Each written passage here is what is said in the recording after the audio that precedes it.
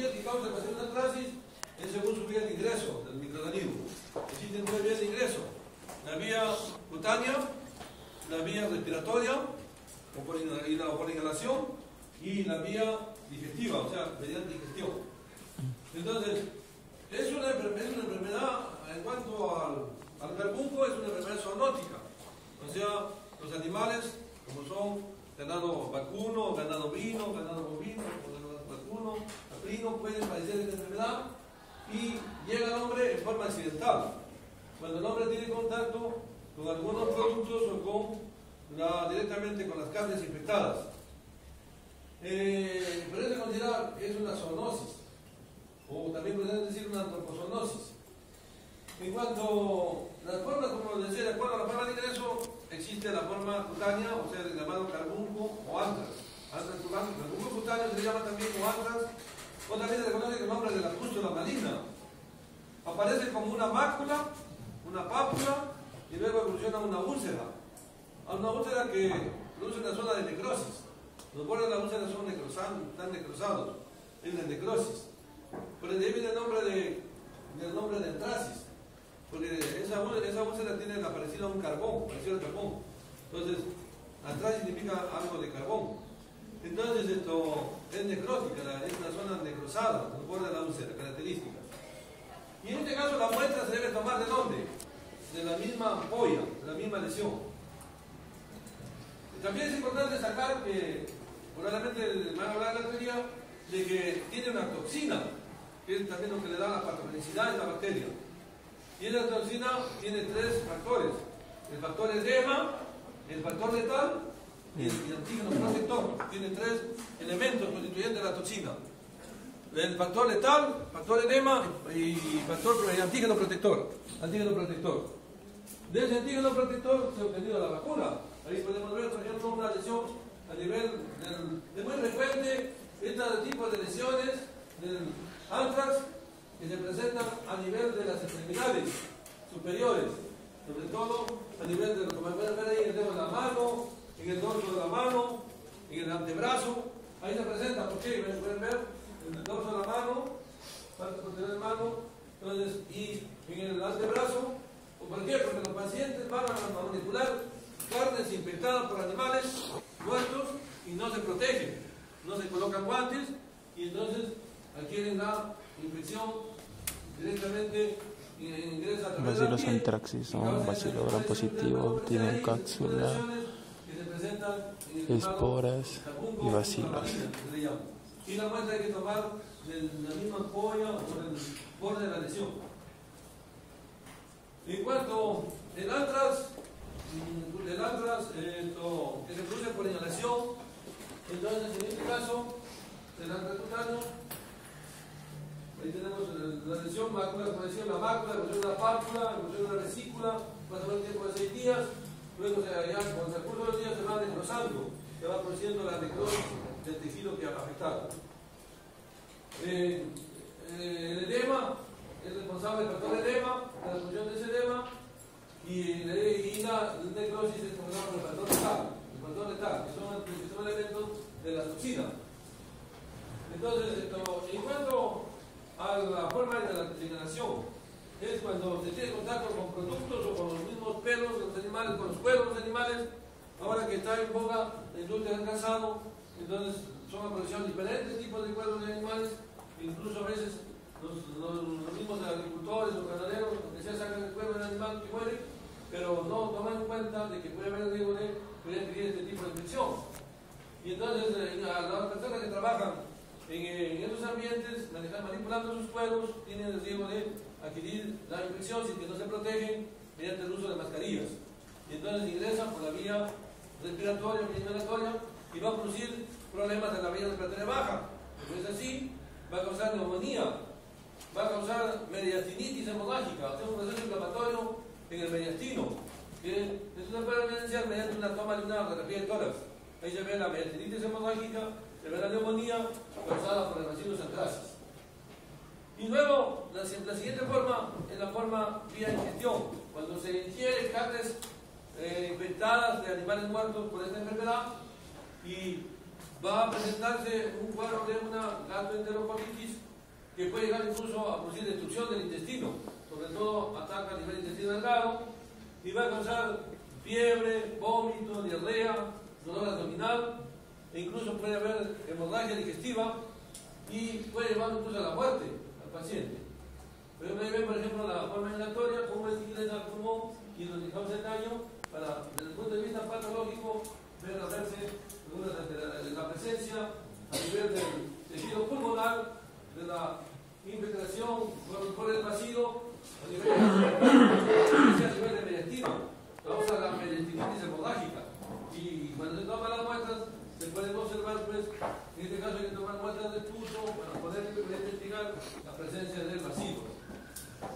En cuanto la otra forma que decía, la forma de gastrointestinal, entonces, es cuando ya pueden producirse úlceras, y a partir de cualquiera de estos focos infecciosos primarios, puede ser la piel, podría ser la vía respiratoria baja, o el intestino puede pasar a la sangre y producir bacteremia, y puede llegar hasta el sistema nervioso central causando meningitis, una meningitis por antrax, que hay riesgo de muerte, y por supuesto una septicemia que causa, una septicemia. Entonces ahí tiene carbón gastrointestinal, ahí tiene la radiografía, como ven, una neumonía. Por ejemplo, en este caso, en el lado izquierdo, se ve una neumonía en la zona de opacidad, en la parte inferior, y el mediastino, como ven, está ensanchado, todo aumentado de tamaño, y hay, bueno, ahí, en este caso se ve más que neumonía, se ve un derrame pleural en la parte baja, una opacidad en el pulmón izquierdo. Entonces, y el aumento de amplitud del mediastino. Entonces, esa es una forma como se... Aquí es importante que el antecedente ocupacional, averiguar cuál es su ocupación del paciente. Entonces, si es un ganadero, un veterinario, un agricultor, una persona que se dedica a cuidar animales, entonces esa persona tiene el riesgo de adquirir cualquier infección, cualquier de estas infecciones. Entonces, ahí tiene, por ejemplo, a nivel del intestino, tomado una... Aquí bien, por ejemplo, tomado una muestra desde el punto de vista patológico para hacer la investigación del carbunco intestinal. Bueno, entonces, ¿cómo se hace el diagnóstico? El diagnóstico se hace tomando muestras en primer lugar, como acabo de mencionar, segundo lugar de aplicación de la patología, y luego se tiene que ver el gram. Y en el gram se van a ver a los bacilos como bacilos gram positivos en cadena. Como ya aquí están las muestras, nosotros nos está ayudando aquí con las transparencias, el estudiado de vesículas, por ejemplo, como decir, de las vesículas, o de las ampollas, puede tomarse el estudiado de faringe, puede tomarse cuenta del punto cuando hay un problema de un carbunco pulmonar, vómito también cuando se trata de carbunco gastrointestinal, vómito y heces, puede ser. Y bueno, se hace primero, como decía, el grano. Cuando se toma un muestra directo de las lesiones de los animales o del ser humano, puede evidenciarse la cápsula. A veces puede evidenciar la cápsula, porque es un bacilo que tiene cápsula. Y esta cápsula también le da un cierto grado de patogenicidad. Como ustedes saben, que las cápsulas, particularmente que tiene cápsula, van a iniciarse la fagocitosis. Y por lo tanto tiene mayor capacidad de invasión. Entonces, ahí está lo que les mencioné ya, bacilo positivo. Y bueno, a veces los brotes no pueden apreciarse las esporas, pero cuando ya se hacen los cultivos, ahí puede apreciarse la presencia de esporas. Las cápsulas. Bueno, en cuanto a las colonias del cultivo, el cultivo se lleva a cabo en medios, el bacilo anthracis es un microorganismo que no necesita medios muy selectivos. Puede ser en medios comunes, puede ser en medios como por ejemplo el agar nutritivo, pero también puede crecer en un medio enriquecido, que es el agar sangre. Y como ustedes pueden ver, esas hermosas colonias que se están mostrando ahí, se observan cuando crecen en estos medios y que no casi producen hemólisis, muy raramente produce hemólisis, generalmente no produce hemólisis. Entonces, cuando crecen en la sangre. Y las colonias son, como ustedes pueden ver, grandes en el centro, como ven que está el centro de acá, presenta una forma, digamos, uniforme, pero los bordes del centro de la colonia van a desprenderse a manera de cabellos o de rizos, la forma de crecimiento, que da el aspecto de una cabeza de medusa o una melena de león, o también, como dice ahí, aspecto del vidrio esmerilado. o luz transmitida. Son colonias grandes y redondas. Ese es lo característico. Entonces, en cuanto al crecimiento, también se puede investigar al bacilo centralis en un medio de gelatina.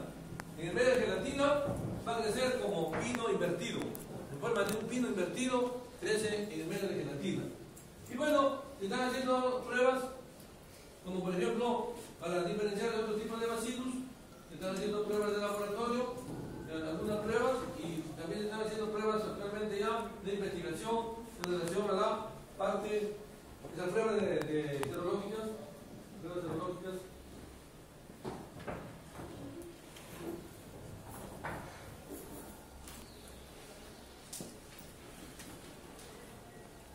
Ya, miren, ya, ahí tenemos, miren, actualmente están haciendo muchas pruebas de investigación, como son, por ejemplo, la prueba de Lisa. Se puede hacer la prueba de Westerblot. También se puede hacer la detección de la toxina del Bacillus centralis. También se está haciendo el uso de la inmunofluorescencia para detectar mediante anticuerpos fluorescentes, detectar antígeno. Y también se está usando incluso la reacción en cadena polimerasa. Son todas esas pruebas que están haciendo desde el punto de vista serológico. La serología, o sea, la investigación del antígeno incluso de anticuerpos específicos. Bueno, entonces pasamos luego a lo que es el Clostridium tetani. El Clostridium tetani, bueno, aquí tener en cuenta que esta relación anal también es un arma biológica. Se está usando en el bioterrorismo. Y se puede decir que es una probable arma para, si en caso del mundo se produciera una guerra mundial, ya no se utilizarían armas, entonces se puede utilizar para destruir la humanidad a este tipo de bacilo, los bacilos centrales. Los dientes de altas cantidades es este bacilo. Entonces, el antras es una arma biológica. Bueno, entonces continuamos a lo que es el Clostridium tetani. El Clostridium tetani es el agente causante del tétano. Entonces, eso a diferencia del otro, es equivocado, es móvil, tiene un flagelo. Entonces, un bacilo gram positivo anaerobio móvil. Y también presenta una espora, eso es por un lado. También es un bacilo que tiene alta patogenicidad. ¿Por qué?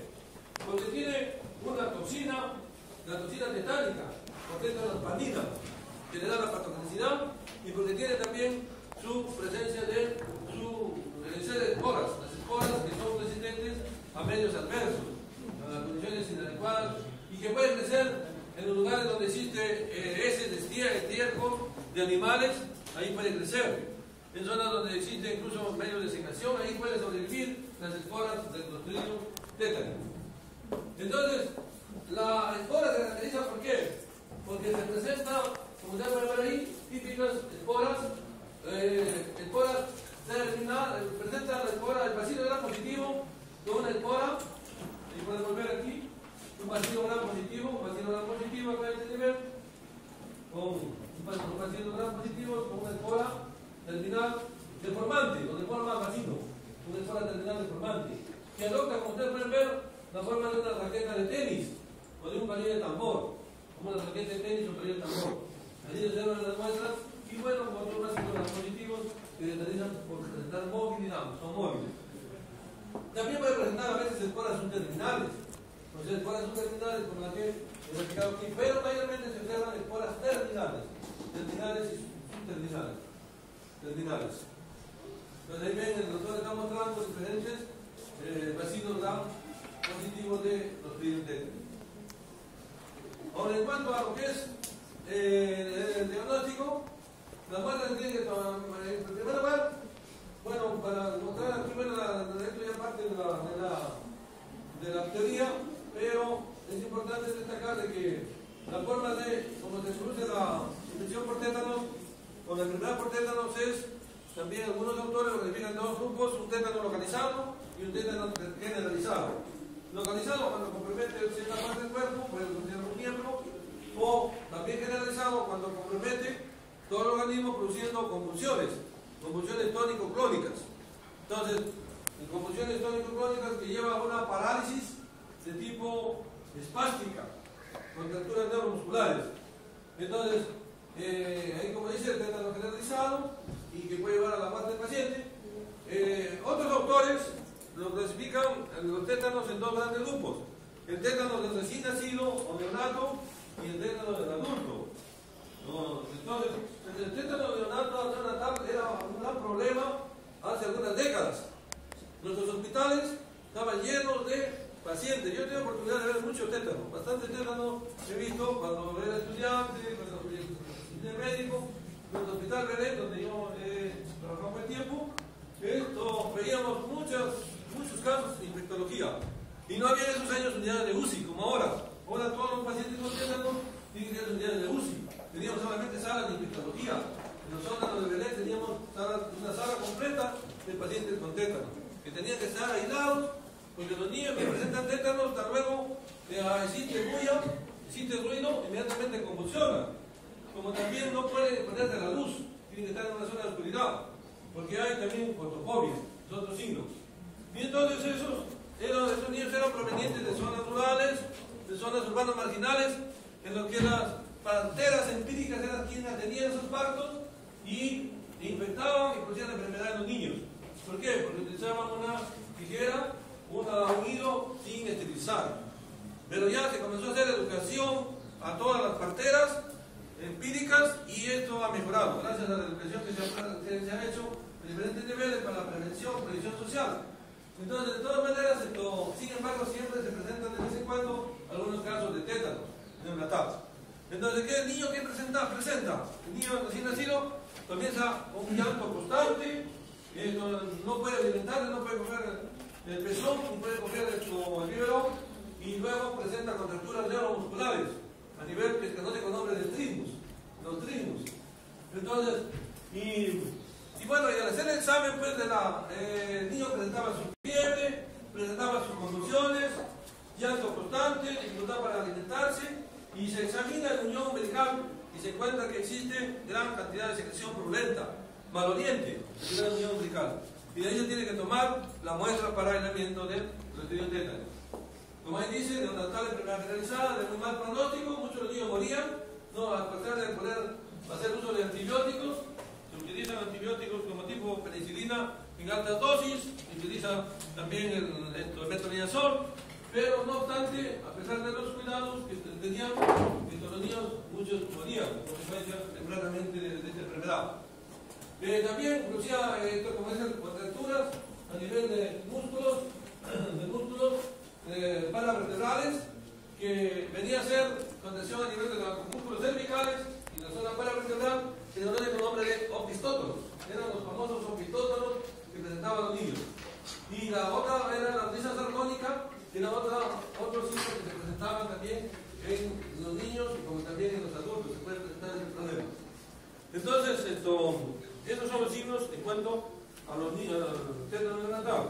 En cuanto al tétano del adulto, entonces eso se produce actualmente, pues debido a es más frecuente en estos tiempos, debido a la gran cantidad de politraumatizados. Cada día escuchan ustedes, hay más delincuencia con armas de fuego, hay delincuencia con armas de arma blanca, y entonces eso condiciona que haya los otros accidentes que suceden, en donde los politraumatizados tienen que ser tratados sus heridas para evitar de que desencadene un tétano del adulto. Entonces ingresan, entonces las esporas suspendidas en los objetos metálicos contaminados, y entonces si no se hace una profilaxis, una prevención, el adulto puede morir con un tétanos generalizado. Bueno, eso por ejemplo es como decía, la definición de los tétanos generalizados, cefálicos, localizados y neonatales. Esos son los 4 tipos de tétanos que se presentan en esta enfermedad. Entonces, y por eso es que es importante hacer la prevención. La prevención. Gracias al descubrimiento de las vacunas que se llevó a cabo más o menos por el año 1930, no en el siglo pasado, ni siquiera se pudieron investigar las vacunas. Decía la vacuna para el tétano se investigó más o menos por el año 30. Entonces, la vacuna que es un toxoide, que se da, actualmente hay también menos incidencia de tétano debido a la vacuna, la DPT, que tiene un toxoide tetánico. Y también se hace un refuerzo a los 10 años. A los 10 años se aplica un refuerzo para el tétano. Por eso que cuando el paciente adulto llega a la emergencia, ustedes tienen que investigarle si recibió vacunas cuando era niño, y en segundo lugar, hace cuánto tiempo recibió esas vacunas, para de esa manera poner el refuerzo, que es la inmunización activa mediante el toxoide tetánico. Y a la vez también hay que aplicar la antitoxina tetánica, que es para prevenir, para neutralizar de inmediato, que son los anticuerpos, la antitoxina tetánica para neutralizar a la toxina del tétano, la antitoxina tetánica. Entonces, este es el periodo profiláctico.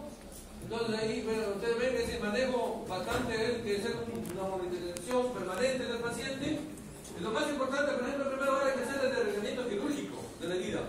Hay que limpiar, hay que limpiar toda la zona desgrosada, dejar limpia la herida, y luego de ahí a comenzar a hacer el tratamiento con antibióticos en altas dosis, luego la antitoxina, pero en cuanto a prevención es la inmunización activa con el toxoide y la antitoxina tetánica. Esa es la prevención. Cuando ya se propone la enfermedad también de todas maneras hay que aplicar la antitoxina para ir evitando de que la toxina siga actuando, para que neutralice de inmediato en el paciente que ya tiene la enfermedad. En cuanto a la forma de aislamiento, ¿en qué medios se puede aislar a este microorganismo? Se utilizan medios anaerobios. Dentro de esos medios anaerobios, en primer lugar podemos usar tioglicolato, podemos usar el caldo tarosi. El caldo tarosi es un medio que contiene agua, contiene caldo nutritivo o un caldo pectonado, al que se le agrega carne picada o molida, y entonces en un tubo grande se coloca, y ¿qué sucede? La carne va a producir, se va a podrir, se va a putrefactar, y como consecuencia de esa putrefacción de la carne va a crear un ambiente anaerobio, va a haber la formación de CO2 que va a crear un ambiente anaerobio, y ahí se inoculan las muestras, y en unos días después de incubación va a haber turbidez del caldo, si que está presente en Clostridium tetani, y ahí se toman muestras para hacer coloraciones, para poder demostrar la presencia del Clostridium tetani. Ahora, en cuanto tenemos también otro medio en el cual puede aislarse, es mediante el uso de unos dispositivos que vienen en comercio que se llaman las garras gaspa.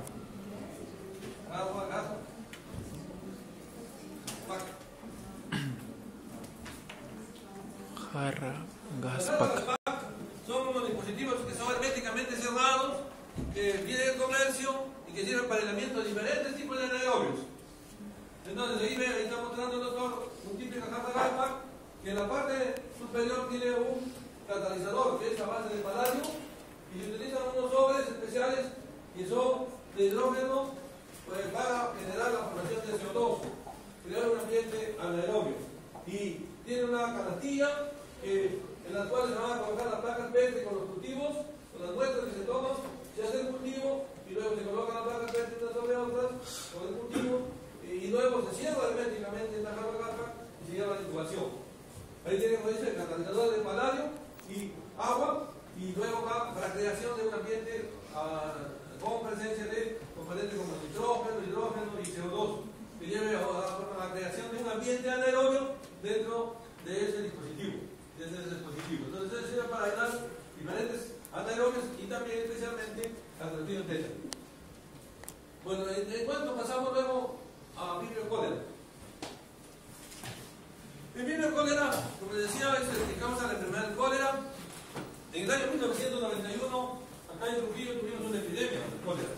Un paciente probablemente vino de otra zona infectado y llegó a producir infección o enfermedad en muchas personas y se fue diseminando, y llevó una enfermedad que se caracteriza porque afecta el aparato gastrointestinal, se contamina a través de agua y alimentos contaminados, y también a través de contacto con vómitos. Entonces, las personas que manejan un paciente con cólera tienen que lavarse las manos. De lo contrario, en esa época, a veces por falta de educación, muchos tenían cólera, incluso familias enteras con cólera. El que atendía a su paciente resultaba enfermo después de días posteriores con una enfermedad de cólera.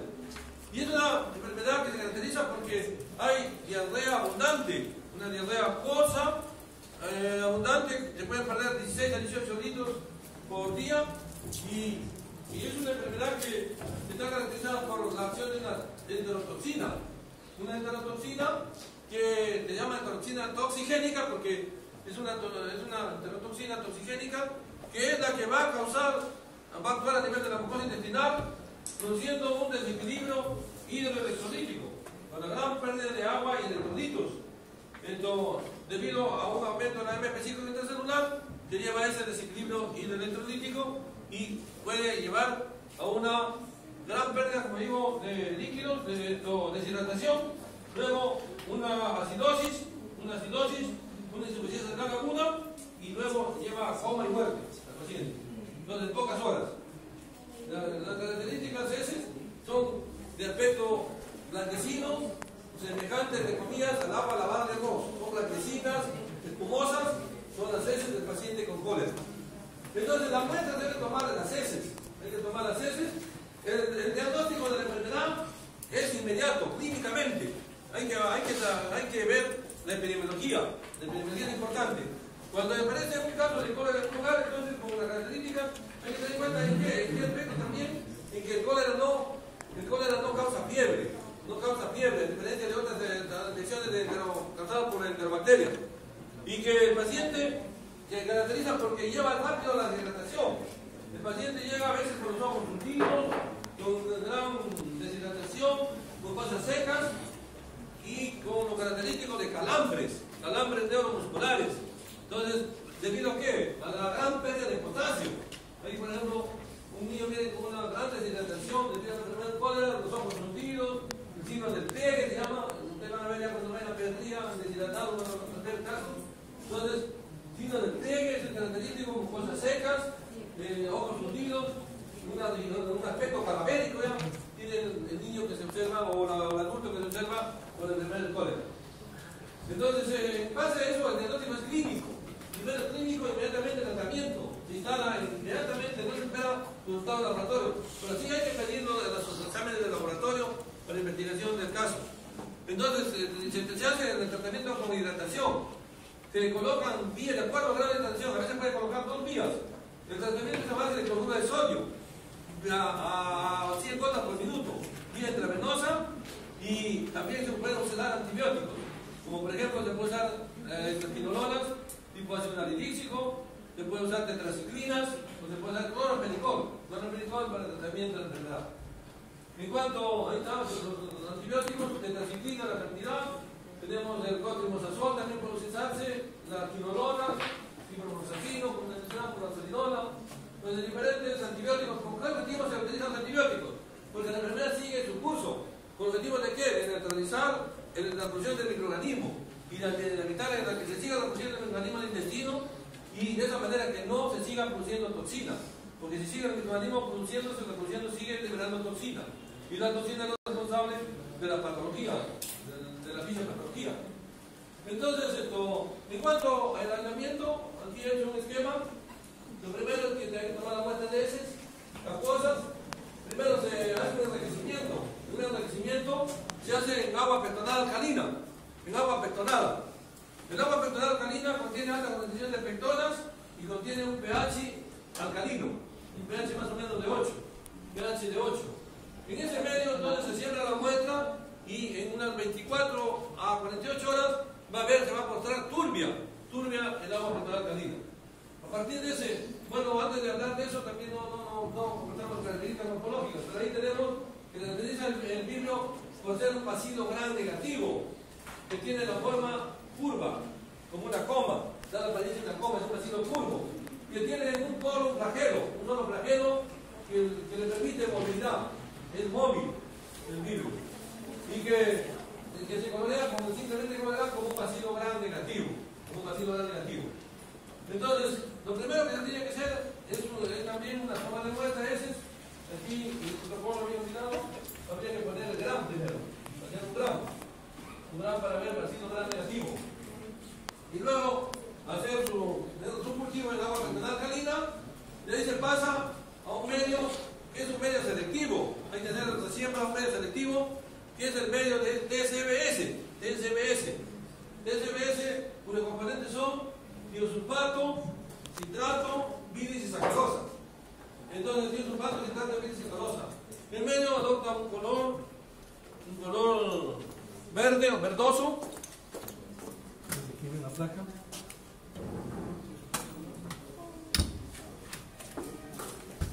Este es el medio de cultivo del medio de TSBS en placa. Entonces el medio de TSBS, como el color, es un color verdoso, verde oscuro, color verde oscuro. Y entonces en este medio se hace la siembra y tiene también un indicador. Este medio que es el azul de bromotimol. El azul de bromotimol es el indicador. Entonces se hace la siembra, se incuba y a las 24 horas hay crecimiento de colonias. De colonias de color amarillo, como ustedes pueden ver. Esas colonias de color amarillo significan que son sacarosas positivas y que se ha producido acidez. El vidrio al metabolizar, al tomar la fuente de sacarosa, entonces va a producir acidez, ácido. Y esos ácidos se van a demostrar con la presencia de esas colonias de color amarillo, que son colonias que indican utilización de la sacarosa por parte del vidrio. Entonces, con colonias sacarosas positivas se trata del vidrio cólera. Pero también pueden haber a veces colonias que no son sacarosas positivas, sino colonias en las cuales ha crecido solamente el vidrio y tienen un color verde, ligeramente un verde claro, a diferencia entonces del medio de cultivo, con un poco más verde claro o ligeramente oscuro. Entonces que se trata de colonias sacarosas negativas. Estas colonias sacarosas negativas pueden corresponder a otro tipo de vidrio, pueden corresponder al vidrio parahemolíticus o al vidrio alquinolítico, vidrio parahemolíticus o vidrio alquinolítico, son los que pueden dar este color, estas colonias de un color verde claro o ligeramente oscuro. Entonces eso es la forma. Luego de ahí pasamos a hacer un aplicaje hacia el medio del TSI. Y en el medio del TSI el vidrio adopta casi el mismo comportamiento que la shigella. O sea, es K sobre A, negativo, negativo. O sea, produce alcalinidad en la parte alta del tubo, en la parte baja del tubo produce acidez. O sea, fermenta la sacarosa y fermenta la glucosa.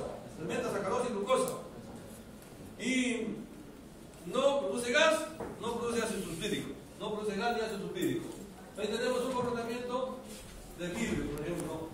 La diferencia con el vidrio, con la shigella es que en el pico de flauta, en la parte alta del tubo, entonces en el caso de vidrio, hay una ligera nomás de forma alcalina. En cambio, en la shigella es mayor. ¿Por qué? Porque el vidrio no fermenta la lactosa, pero sí fermenta dos carbohidratos que son la sacarosa y la glucosa. El cambio de comportamiento químico es parecido, pero con la diferencia de que en el caso de shigella, la zona de alcalinidad es mayor. La zona de alcalinidad es mayor, como estamos mostrando nosotros. Mientras que en vidrio, la zona de alcalinidad es menor. La zona de alcalinidad es menor, porque hay fermentación de dos carbohidratos.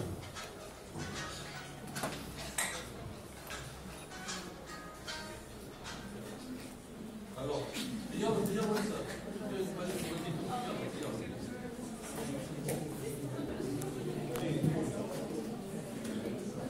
A la 1:30.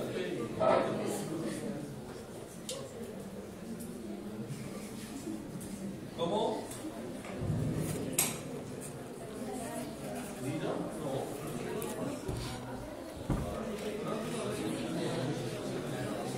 Te llamo.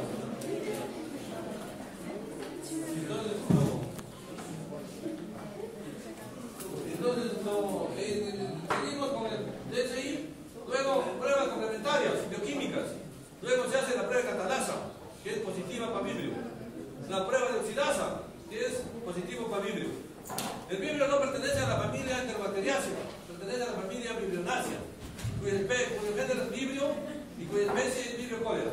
Por si acaso, tienen que tener en cuenta, Vibrionaceae el vibrio no pertenece a la familia Enterobacteriaceae, no es una enterobacteria. Y tiene sus diferencias, como vemos, en cuanto a sus características morfológicas, en cuanto a su medio de aislamiento es diferente, y también es diferente en cuanto a sus pruebas bioquímicas. Por ejemplo, bueno, la única similitud es con la catalasa, que las enterobacterias son catalasas positivas, mientras que el vibrio es oxidasa positiva. tiene la presencia de enzima, citocromoxilasa. Mientras que hemos dicho que las enterobacterias son oxidasas negativas, no presentan la citocromoxilasa. Ahora, otra prueba química que se practica es la prueba de indol. La prueba de indol es para Vibrio positiva, como es para el Escherichia coli, parecido al coli, indol positivo. Y una prueba que se practica es la prueba del String test. La prueba del String test, lo está mostrando ahí, doctor. Entonces, esta se llama también la prueba del cordón, o del String test. Consiste en utilizar un reactivo que se llama desoxicolato de sodio. Entonces, en una lámina por concreto se coloca una gota de reactivo de desoxicolato de sodio al 0.5%.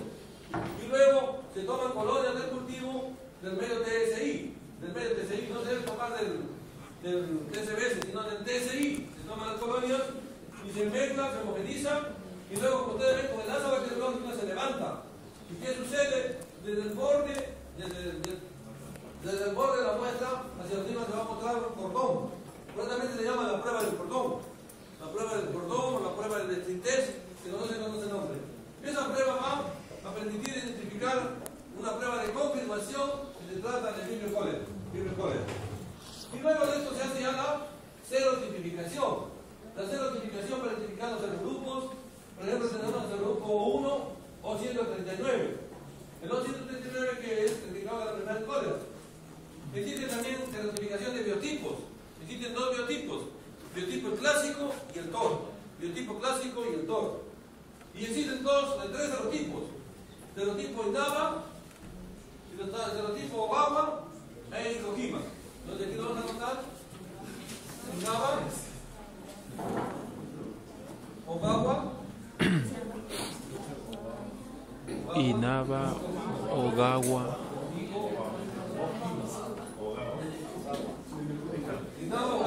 y COJIMA.